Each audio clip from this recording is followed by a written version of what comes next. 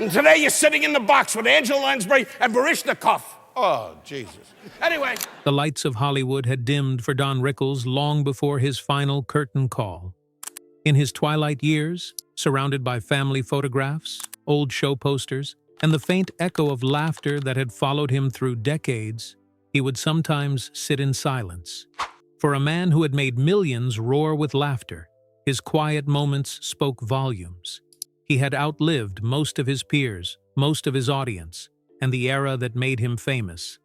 Yet before his death, there was one memory he could not escape, one friendship that had shaped and haunted his career in equal measure. The truth about Johnny Carson, the man America thought he knew, the friend Rickles thought he had, was a story he had carried with him for years. It was a truth born from laughter but steeped in disappointment, the kind that lingers in the shadows of fame long after the applause fades.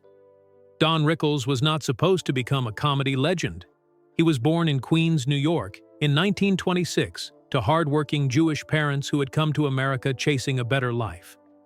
His neighborhood in Jackson Heights was alive with stories, languages, and tough humor, the kind that came from families who had learned to laugh through struggle. Rickles was quick-witted even as a child, sharp-tongued but charming, always the kid who could make a room stop and listen. His mother, Etta, was his biggest supporter, encouraging him to chase his dreams no matter how impossible they seemed. When the world was thrown into war, he joined the U.S. Navy at just 18. Aboard the USS Cyrene, he served his country and learned discipline, patience, and the art of camaraderie. He didn't see direct combat, but the experience shaped his resilience. The ocean's silence gave him time to imagine a future far removed from battle, one under the bright lights of a stage. After the war, he pursued acting at the American Academy of Dramatic Arts in New York. He dreamed of Shakespeare, of Broadway, of the big screen. But rejection followed him everywhere. Casting directors loved his presence but couldn't place him. He was too brash, too intense, too New York. Out of frustration, he turned to stand-up comedy. It wasn't his first love, but it was an outlet, a way to perform, to connect, to prove he belonged. His early shows were clumsy, filled with generic jokes that audiences had heard before. Then one night, something unexpected happened. Hecklers interrupted him mid-routine, shouting insults from the back. Rickles, instead of folding, fired back with a razor-sharp comeback. The audience erupted in laughter. The more he insulted, the harder they laughed. He had stumbled into his identity, not as a clown, but as a master of the roast. That night, Don Rickles was born again. He leaned into this new style, crafting a character that could say anything to anyone and still make them love him for it. His insults weren't cruel. They were clever, playful, and delivered with such warmth that even his targets couldn't resist laughing. He called himself Mr. Warmth, with irony and pride. His rise was meteoric once Frank Sinatra saw his act in a Miami beach club. Rickles spotted Sinatra in the crowd and, without hesitation, aimed his fire directly at him. "Make yourself at home, Frank." "Hit somebody," he quipped, referencing Sinatra's rumored temper. The room froze for a second. Then Sinatra burst out laughing. That laugh changed everything. Sinatra became Rickles' biggest fan, inviting him into his circle of friends and spreading his name across Hollywood. In a business built on connections, that single moment opened doors that Rickles could never have opened alone. Las Vegas became his kingdom. On stage, he was untouchable, insulting movie stars, mobsters, and politicians with equal boldness. People came not just to laugh, but to be roasted by Don Rickles himself. He became the Merchant of Venom, a performer whose bite was matched only by his heart. Offstage, he was a different man, kind, loyal, and devoted to those he loved. He found true balance when he met Barbara Sklar, the woman who would become his wife in 1965. She was patient, steady, and knew how to handle his whirlwind energy. Together, they built a home that grounded him amid the chaos of fame. They had 2 children, Mindy and Larry. Don often joked that marriage was harder than show business, but Barbara was his rock, the anchor that kept him from drifting too far into the loneliness of celebrity life. Though Rickles was beloved by millions, he carried emotional walls that even his family could feel. His daughter later said that while her father was the warmest man she knew, he was also guarded. He expressed love through jokes, not words. But despite his distance, his family knew his heart. He adored his son, Larry, who followed him into the entertainment world as a writer and producer. When Larry won an Emmy for Mr. Warmth, the Don Rickles project. In 2007, Don said it was one of the proudest moments of his life. But that pride was shattered only a few years later when Larry died suddenly at the age of 41. Pneumonia had taken his only son, and with it, a piece of Rickles' soul. He rarely spoke about the loss, but those who knew him said something in his eyes changed after that. The laughter still came, but behind it was a sadness that time never healed. By the mid-1960s, Rickles was already a fixture in Las Vegas and television variety shows. Then, in 1965, he stepped onto the stage of The Tonight Show starring Johnny Carson for the first time. It was a meeting that would change late-night television forever. Carson, the cool, calm king of timing, met Rickles, the chaotic master of improvisation. Their chemistry was instantaneous. Carson played the straight man to Rickles' explosive energy, and the audience loved every second of it. Rickles could say things no one else dared say to Carson, mocking his aloofness, his wealth, his marriages, and Carson took it all in stride, sometimes breaking character, laughing uncontrollably. The dynamic was electric. For years, Rickles became one of Carson's most frequent guests, a regular presence whose unpredictability made every episode feel like an event. Their on-screen friendship produced some of television's most iconic moments.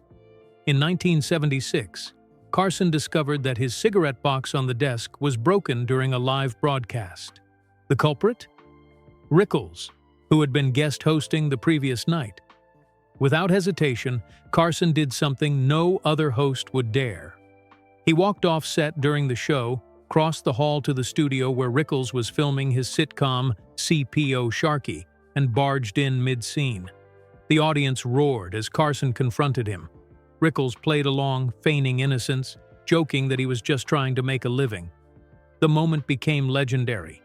Years later, fans would still replay the clip as a perfect example of spontaneous television magic. It wasn't rehearsed. It was pure chemistry. Their connection continued to light up television for decades. Rickles became Carson's unofficial foil, showing up unannounced, hijacking interviews, and turning calm conversations into comedic chaos. During Carson's anniversary specials, Rickles delivered scathing but affectionate roasts, teasing Carson about his marriages, his fame, and his carefully crafted image. "You change wives the way most people change cars," he'd say, and Carson would smirk, his eyes betraying amusement and maybe a touch of truth. Behind the laughter, though, the friendship had invisible cracks. Carson's charm was legendary, but so was his distance. Off camera, he was reserved to the point of coldness. He rarely socialized with guests after tapings, preferring solitude or the company of a few close confidants. Rickles was one of the few who seemed to pierce that shell. At least, that's what he believed for many years. Johnny Carson, for all his fame, was a man haunted by his own demons. His life off-screen was far from the image America adored. He was married 4 times, each relationship ending in turmoil. His first wife accused him of being verbally and emotionally abusive when he drank, which was often. Friends recalled that his charm could turn to cruelty without warning. His second marriage also collapsed under the weight of alcoholism and anger. Carson was a perfectionist who demanded control over every detail of his show, and sometimes his life. Yet behind that control was deep insecurity. He feared failure, exposure, and emotional vulnerability. To the public, he was effortless, but in private, he wrestled with loneliness. Tragedy visited Carson's life in 1991 when his son Richard was killed in a car accident. Rather than attending the funeral, Carson chose to grieve in private, believing his presence would turn a personal tragedy into a media spectacle. It was a decision that revealed just how divided his world had become. The performer who belonged to everyone, and the man who belonged to no one. He retreated even further from public life afterward, speaking to fewer friends, keeping emotions at arm's length. To those who knew him best, Carson was both brilliant and unreachable, a man who could make millions laugh, yet never let anyone see his pain. That dichotomy defined his friendship with Don Rickles. On air, their banter was golden. Off air, there was distance. Carson respected Rickles immensely, but rarely extended that connection beyond the studio walls. Rickles, who valued loyalty above all, often felt the imbalance. Still, he adored Carson's genius and believed their friendship was built on mutual trust. That belief would eventually be tested when Carson decided to retire. In 1992, after 3 decades as the face of late-night television, Johnny Carson announced he was stepping down from The Tonight Show. The announcement sent shockwaves through Hollywood. Every comedian in America wanted to know who would take his place. Don Rickles, after years of loyal appearances and ratings gold, believed he had a real chance. Privately, Carson had hinted to Rickles that he was among the few people who truly understood the spirit of the show. Rickles took that as hope, but NBC executives had other plans. They wanted youth, accessibility, a new face for a new generation. The job went to Jay Leno. When Rickles found out, he felt betrayed, not by the network, but by Carson himself. To him, Carson had made a promise, or at least created the illusion of one.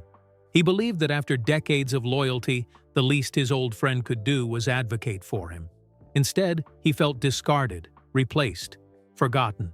In private conversations, he called Carson a liar, saying he had been strung along for years. The bitterness festered quietly, masked behind jokes and interviews. But those who knew him sensed the pain. The man who could make anyone laugh carried a private grudge against the one person who had given him the biggest platform of his career. As years passed, Carson withdrew completely from public life. He was rarely seen after retirement, choosing to spend his final years near the ocean, his great love besides television. Rickles, meanwhile, kept performing, even into his 80s. His body aged, but his timing never faltered. He still insulted audiences, still found humor in the absurdity of fame. Yet beneath the laughter, there was reflection. The old guard of comedy was disappearing. Sinatra, Martin, Carson, all gone or fading. Rickles was one of the last standing, and he knew it. When Johnny Carson died in 2005 at the age of 79 from emphysema, Rickles was shaken. Despite everything, despite the bitterness and disappointment, the news hit him hard.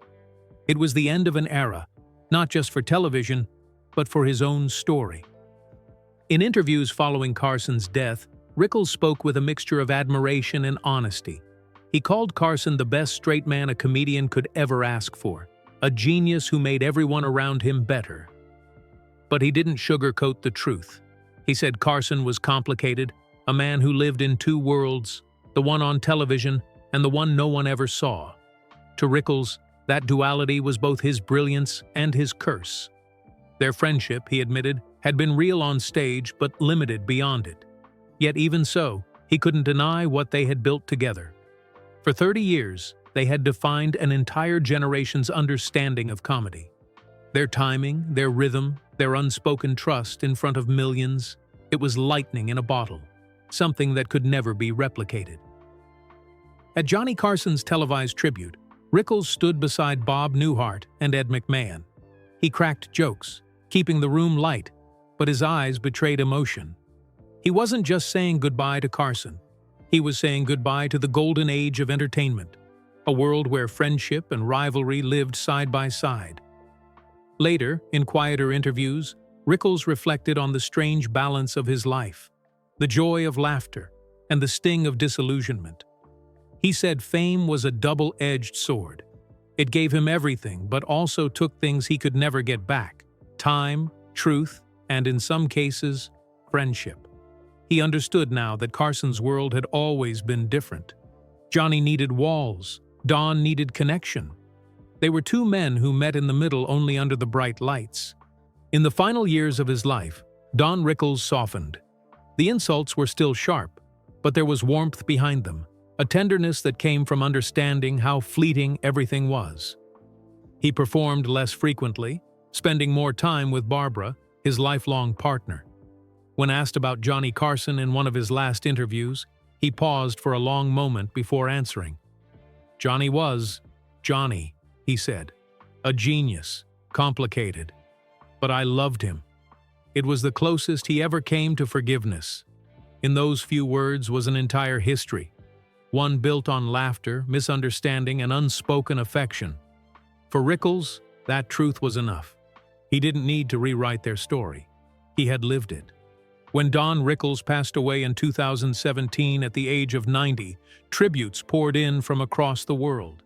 Comedians young and old called him a pioneer, a master, the last of his kind. His legacy wasn't just in the jokes, but in the honesty behind them. He had shown that comedy could tell the truth, even the uncomfortable kind, and still make people laugh. Somewhere in the space between laughter and silence lay the story of his life, a story intertwined with Johnny Carson's in ways neither man fully understood until it was too late. In the end, what he revealed wasn't a scandal or a secret, but something more human. That even legends can hurt, that fame doesn't guarantee friendship, and that sometimes the people who make us laugh the hardest carry the heaviest truths. As the credits roll on that golden era of television, we're left with a final image. Don Rickles on a talk show couch, Johnny Carson beside him, both men smiling under the glow of studio lights. The band plays softly. The audience laughs. For a brief moment, everything feels timeless. But behind those smiles, behind the effortless rhythm of their banter, lies the quiet truth Don Rickles finally admitted near the end. That laughter, for all its power, cannot always hide the loneliness behind the man telling the joke. And yet, perhaps, that's what made them both unforgettable. In the years following Don Rickles' death, something remarkable began to happen. Younger generations who had never watched a full episode of The Tonight Show starring Johnny Carson started discovering clips of Rickles online. YouTube algorithms resurrected the golden banter of those late-night appearances, showing two men at the peak of their craft. The sharp exchanges, the genuine laughter, the timing that seemed almost telepathic. It all felt timeless. Viewers who hadn't even been born during Carson's reign found themselves mesmerized by the rhythm, by the authenticity that modern comedy often lacks. In those rediscovered moments, Don Rickles and Johnny Carson were alive again, two men frozen in a perfect dance of humor and humanity. But behind the nostalgia, there lingered the question Rickles himself had wrestled with until his final days. What was real between them, and what was performance? Close friends of Rickles, like Bob Newhart, said that Don never fully got over the sense that Johnny had kept him at arm's length. It wasn't resentment anymore, but a quiet sadness. In private dinners during the last decade of his life, Rickles would reminisce about the old days, Sinatra's parties, Vegas showrooms, and those long nights backstage at NBC. Yet whenever Carson's name came up, his tone softened. "He was the best," Don would say, then after a pause, "but he never let anyone in." There was no anger left, only an acceptance that their bond had been exactly what it could be, no more, no less. Johnny Carson's widow, Alexis Moss, once said that Johnny often spoke about Don after he retired. Even though Carson rarely contacted anyone, he apparently watched reruns of Rickles' guest appearances late at night. She recalled him laughing. Not polite laughter, but the deep, uncontrollable kind. Don was one of the few people who could get to him, she said. Johnny would replay those moments again and again. I think he missed that energy, if true.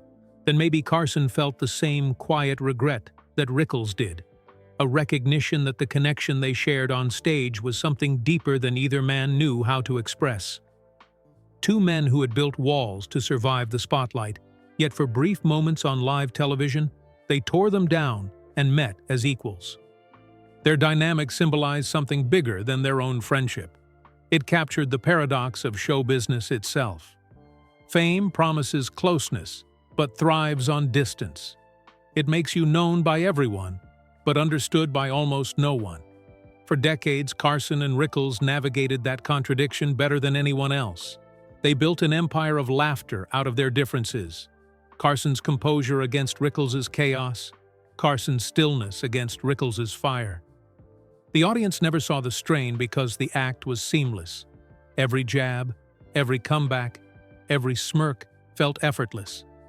But behind the curtain, there were silences too. Long stretches between phone calls, years without visits, and unspoken things left hanging in the air. After both men were gone, their legacies took on new meaning. Documentaries revisited their lives, each trying to decode what made their partnership so powerful. Mr. Warmth, the Don Rickles project, became a love letter to an era that no longer existed, a time when television felt personal and comedy wasn't afraid of imperfection. Younger comedians like Jerry Seinfeld and Chris Rock openly credited Rickles for paving the way, not just with his humor, but with his fearlessness. He taught them that comedy was truth told loudly, that laughter could be a weapon and a balm all at once. As for Carson, his mystique only deepened with time. In an age of constant oversharing, his privacy felt almost sacred. His refusal to let the world see behind the curtain made him eternal, a symbol of professionalism and restraint in a culture obsessed with exposure. There is an irony that in death, the distance between Rickles and Carson seemed to vanish. Fans began seeing them as inseparable halves of a greater story, the comedian and his straight man, the storm and the calm. Their archives were preserved side by side in television history, clips replayed as lessons in timing, chemistry, and courage. Even those who knew of the tensions understood that their magic was real. Because sometimes the greatest friendships aren't those built on constant closeness, but those forged in shared purpose. For all the misunderstandings, Rickles and Carson made each other better. Together, they defined what American comedy could be: fearless, human, and deeply alive. Near the end of his life, Rickles said something that now feels like a quiet confession. Sitting for an interview in his Beverly Hills home, his voice weakened but still sharp, he reflected on the people he'd lost. Frank's gone, Dean's gone, Johnny's gone. They were all pieces of my story, he said. Then, after a pause, he added, I think we all thought we had more time. It was that sentiment, perhaps more than any insult or punchline, that captured the essence of Don Rickles. The awareness that behind every laugh is the ticking of time, and that even the brightest spotlight eventually fades. If Carson were alive to hear those words, maybe he'd have smiled, lifted his famous eyebrow, and delivered one of his perfectly measured responses. We all do, Don. And Rickles would have laughed, slapped his shoulder, and said, For once you're right, you dull son of a gun. The audience would have erupted, just like they always did, and for one brief, shining moment, all would have been forgiven. Because that's what their friendship really was. Two men speaking the language of laughter, even when words failed. And though both are gone, their echoes still linger in the static of old broadcasts, reminding us that sometimes the truest truth is found not in what is said, but in what is left unsaid between the laughs.